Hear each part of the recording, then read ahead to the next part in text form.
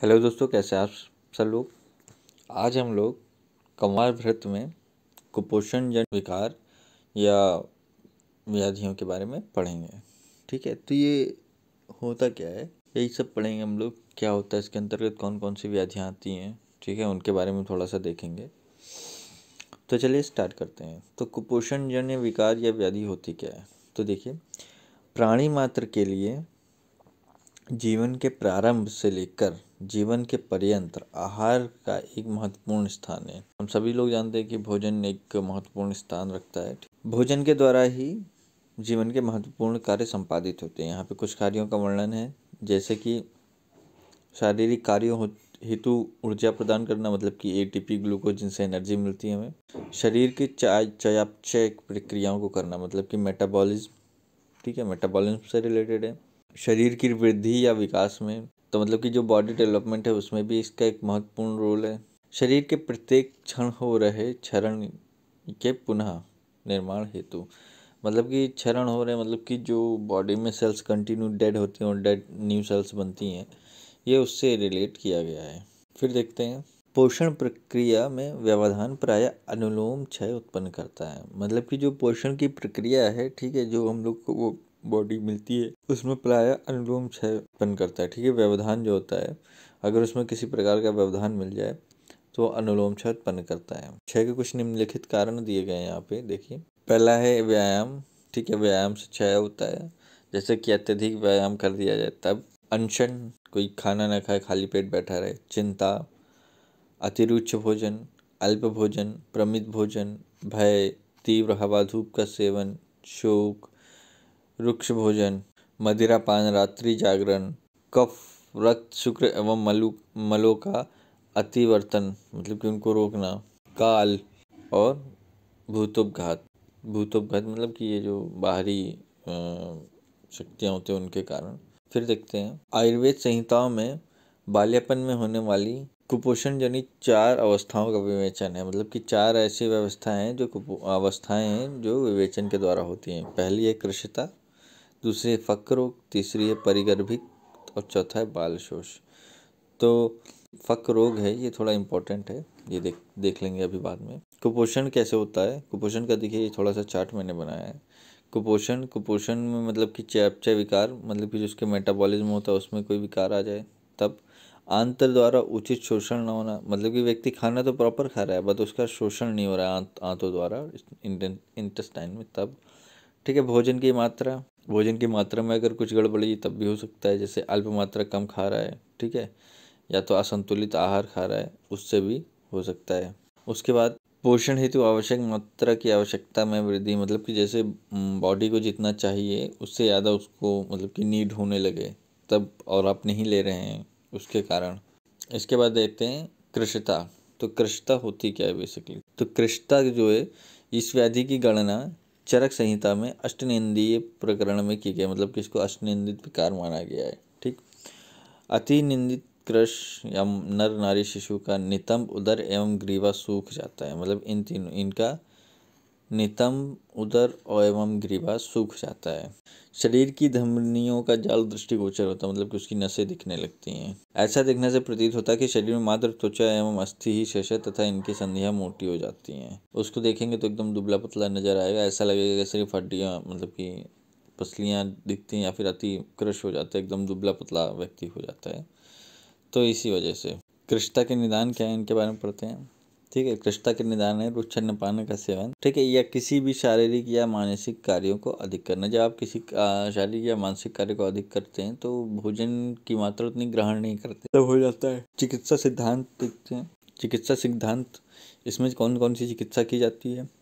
ब्रह्मण चिकित्सा की जाती है, निदान परिवर्जन चिकित्सा की जाती है, और स्तनपायी शिशु में माता को ब्रह्मणी आहार दे। अगर वो स्तनपायी शिशु में हो रही है तो माता को ब्रह्मणी आहार दे। वैसे ब्रह्मण चिकित्सा या निदान परिवर्जन। और यहाँ पे कुछ ब्रह्मण द्रव्य का उल्लेख है, देखते हैं। जैसे कि ब्रह्मण द्रव्य जो है वो कैसा होना चाहिए, उसके गुण कैसे होने चाहिए। तो गुरु, शीत, मधुर, मृदु, स्निग्ध, बहल, स्थूल, पिच्छिल, मंद, स्थिर एवं लक्षण होना चाहिए। यहाँ पे कुछ औषधियाँ दी गई हैं, जैसे विधारिकन चूर्ण, तो विधारी कंद, गेहूं और यव इन तीनों को संभाग लेकर चूर्ण कर लें। फिर गोघृत में मिलाकर दूध से शीतल होने पर मधु शर्करा का प्रक्षेप देकर सेवन करें। तो इस औषधि का आप सेवन कर सकते हैं। ऐसे ही और भी औषधि दी गई हैं जिनके बारे में फर्दर एक्सप्लेन दूसरी वीडियो में हम लोग कर देंगे। ये इतना सिर्फ नाम याद रख लीजिए, इस वीडियो में सिर्फ नाम याद रख लीजिए। जो हम लोग का इसको फर्दर एक्सप्लेनेशन है वो दूसरी वीडियो में कर देंगे, ठीक है। तो दूसरा है जैसे अश्वगंधा ग्रत हो गया, ठीक है, सुवर्ण योग हो गया, लाक्षादि तैल हो गया, उपटन आदि हो गया, तो ये हो गया। इसके बाद देखते हैं फक रोग। फक रोग इम्पॉर्टेंट है, काफ़ी इम्पॉर्टेंट है, इसको देख लीजिए। तो फक रोग को हम लोग थोड़ा विस्तार से पढ़ेंगे। तो चलिए स्टार्ट करते हैं। तो फक रोग की निरुक्ति क्या होती है? तो फकति नीरचय गच्छति इति फका, मतलब कि फक शब्द की उत्पत्ति फक धातु से हुई है, जिसका अर्थ है शरीर में स्वास्थ्य का क्रमशः नीचे की ओर जाना। मतलब कि शरीर में स्वास्थ्य के नीचे की ओर जाना फक रोग कहलाता है, ठीक है। रन, जिसे इंग्लिश में run down condition of body कहते हैं। फक रोग कोई एक व्याधि नहीं है, मतलब कि ये व्याधि नहीं है, बशर्ते महत्व वरन मतलब वरन एक महत्वपूर्ण लक्षण है जो विभिन्न व्याधियों में उत्पन्न होता है। मतलब कि फक रोग कोई एक मतलब बीमारी नहीं है, लेकिन एक लक्षण है जो विभिन्न रोगों में उत्पन्न होता है। फिर यहाँ पे एक और श्लोक दिया गया है, ये भी थोड़ा इम्पोर्टेंट है कि बाल संवत्सरा पदाभ्याम यू न गच्छति। मतलब कि जो डेफिनेशन दी गई ये है कि 1 वर्ष का होने पर यह ध्यान रखना चाहिए कि आचार्य भी 1 वर्ष के वय को बालक के चलने के स्वास्थ्य दृष्टिकोण से श्रेष्ठ मानते हैं। मतलब कि जो आचार्य लोग हैं वो भी ये मानते हैं कि एक वर्ष तक जो नवजात शिशु है वो चलने लगे, ठीक है। चलने वाले शिशु के चलने की शक्ति में ह्रास हो जाए तो उसका कारण कुछ भी हो उसे फक रोग कहेंगे। उसमें अगर जो 1 साल तक शिशु है उसमें अगर 1 साल का शिशु या फिर वो पहले बाद में भी चलता है, 3 4 साल या बाद में भी चलता है, अगर उसकी उस चलने की शक्ति में ह्रास हो जाता है तो उसे फक रोग कहते हैं। फिर देखते हैं फक रोग के भेद। तो फक रोग के 3 भेद होते हैं, क्षीरज फक, गर्भज फक और व्याधिज फक। ये 3 प्रकार के भेद होते हैं। आइए इनके बारे में फर्दर पढ़ते हैं, आगे पढ़ते हैं। सबसे पहले जो फक रोग का है सामान्य निदान वो देखते हैं। तो जैसे कि जिसकी माता गर्भवती है, ठीक है, जो अनाथ है, जो दुष्ट ग्रहणी रोग है, जिसके मतलब कि आमाशय पगवाशय और ग्रहणी में मतलब कि अच्छे से कार्य नहीं होता है, ठीक, या फिर अधिक भोजन वाले बालक, ऐसे भी, ठीक है। तो सबसे पहले देते हैं क्षीरज फक, ठीक है। क्षीरज फक क्या होता है? तो क्षीरज फक के निदान है कि फक दुग्ध या श्लैष्मिक दुग्ध, या श्लैष्मय से मतलब कि कफ वाला दुग्ध पी लेते हैं, ठीक है, या माता का दुग्ध जो श्लेष्मा से दूषित हो, ठीक है। कैसे होता है? जैसे कि माता का दुग्ध श्लेष्मा से दूषित हो, तो इसके लक्षण क्या है क्षीरज फक के? कि कृशता एवं अनेक व्याधियों का आक्रमण और अंत में फक की प्राप्ति। मतलब कि अगर माता के दुग्ध में जो क्षीरज मतलब कि क्षीरज फक होता है, जो दुग्ध वाला होता है, उसमें क्या होता है, जो दुग्ध होता है उसमें कमी हो जाती है। तो दुग्ध में कमी मेन क्या होती है, वो दुग्ध जो है वो कफज दुग्ध हो जाता है, ठीक है, कफ से दूषित हो जाता है। तो इससे क्या होता है कि जो बालक है उसमें कृशता आ जाती है ना, और अनेक व्याधियों का आक्रमण होता है और अंत में फक रोग हो जाता है। फिर उसके बाद देखते हैं गर्भज फक। गर्भज फक क्या है कि जिसका निदान है ये है कि गर्भिणी माता का दूध शीघ्र कम होने से या बंद होने से। ऐसा क्यों होता है? देखिए, जब माता गर्भिणी होती है तो उसका जो दुग्ध होता है वो बंद हो जाता है, बनना बंद हो जाता है। तो यदि उसकी गोद में एक और बालक है और वह तुरंत गर्भिणी हो गई, जैसे कि ये माता है और इसके पास एक और मतलब कि बालक है गोद में, और ये माता के दुग्ध पर ही निर्भर करता है, और इसी वक्त वह दोबारा गर्भिणी हो जाती है, तो जब वो गर्भिणी होगी तो उसका दुग्ध बनना बंद हो जाएगा। तो ये जो बालक है इसको पोषण नहीं मिलेगा और यह बालक क्षीणता या मृत्यु को प्राप्त हो जाएगा।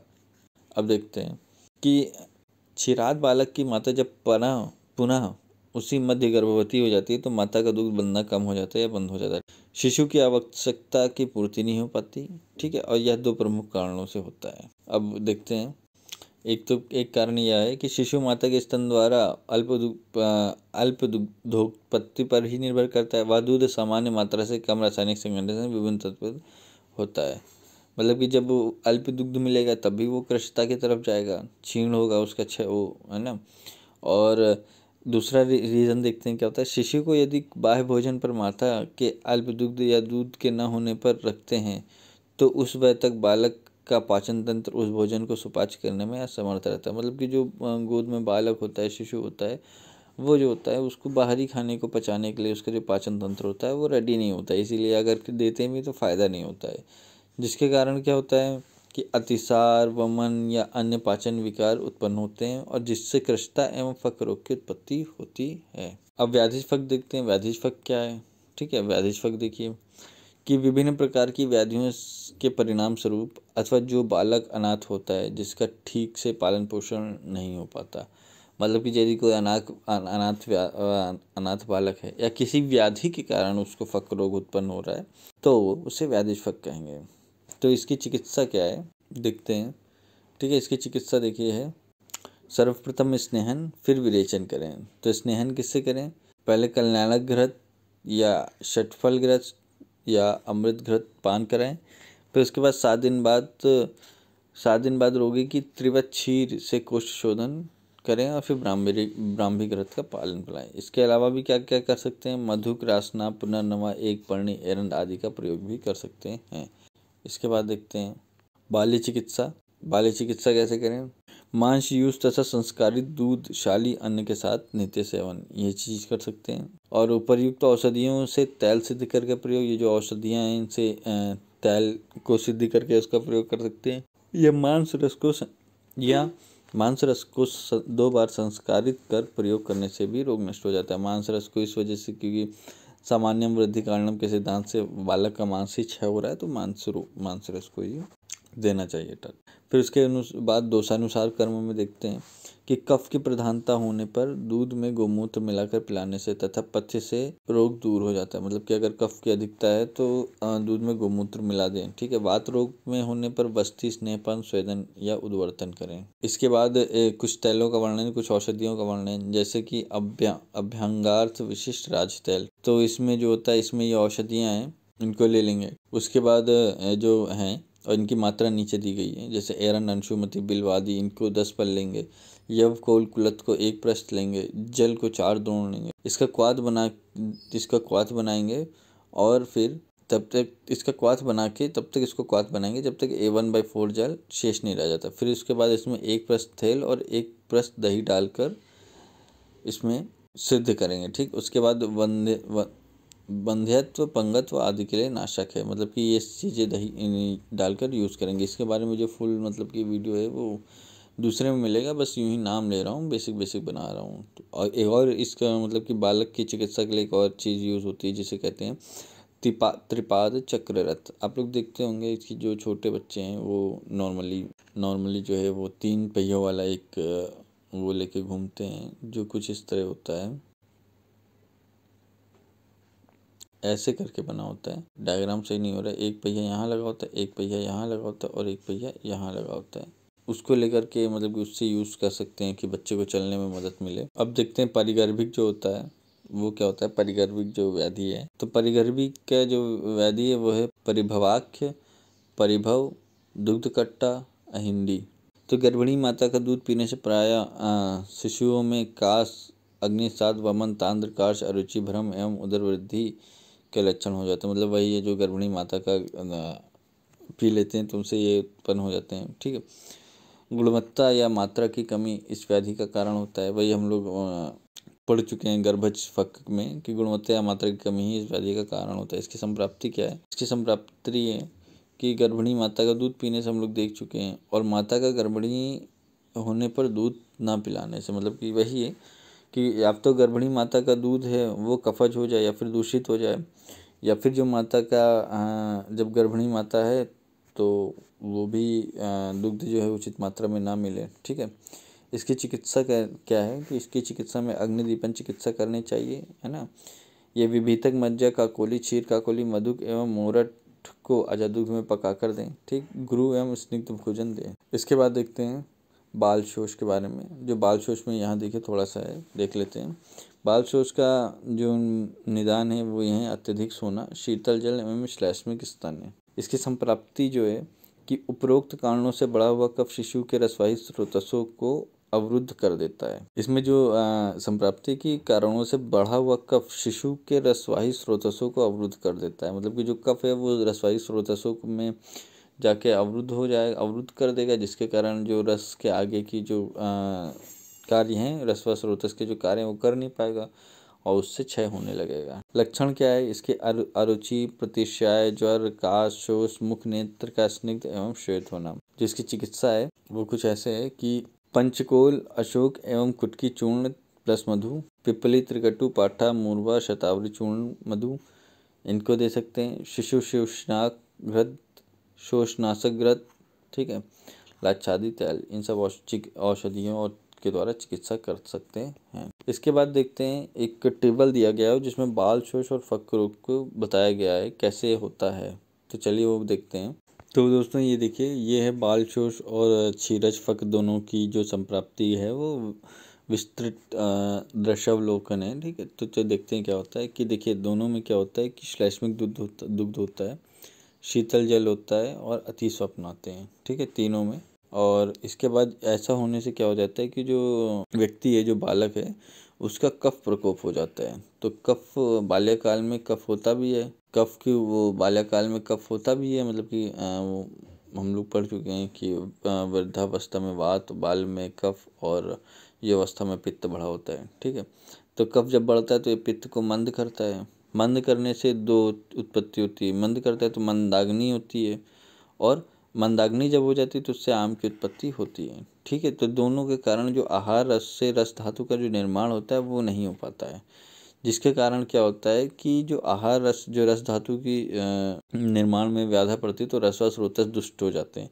जिससे क्या होता है, एक तो होता है रसक्षय होता है, और जो लक्षण नज़र आते हैं वो है वमन, कुंथन, अरुचि और अतिसार, ऐसे लक्षण नज़र आते हैं। फिर क्या होता है, फिर देखते हैं जब रसक्षय होता है तो अनुलोम क्षय होता है। तो अनुलोम क्षय से फिर सर्वधातु क्षय हो जाता है, जैसे कि रस क्षय हुआ, फिर रक्त क्षय, फिर मांस में ऐसे, जिसके कारण बाल शोष एवं क्षीरजफक की उत्पत्ति होती है। तो ये थोड़ा चार्ट था, ये याद कर लेंगे और जब एग्ज़ाम में लिखेंगे तो मतलब कि काफ़ी अच्छा मिल सकता है और शायद नंबर भी काफ़ी अच्छे मिल जाए।